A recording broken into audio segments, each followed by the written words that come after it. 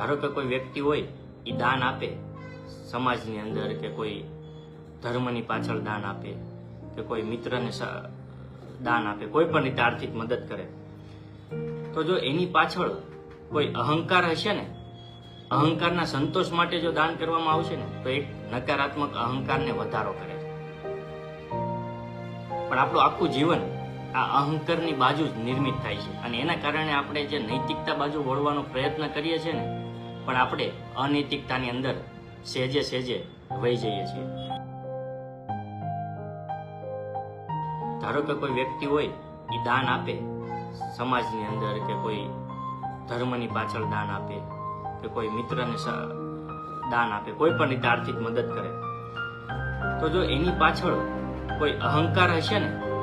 અહંકારના સંતોષ માટે જો દાન કરવામાં આવશે ને, તો એક નકારાત્મક અહંકારને વધારો કરે છે.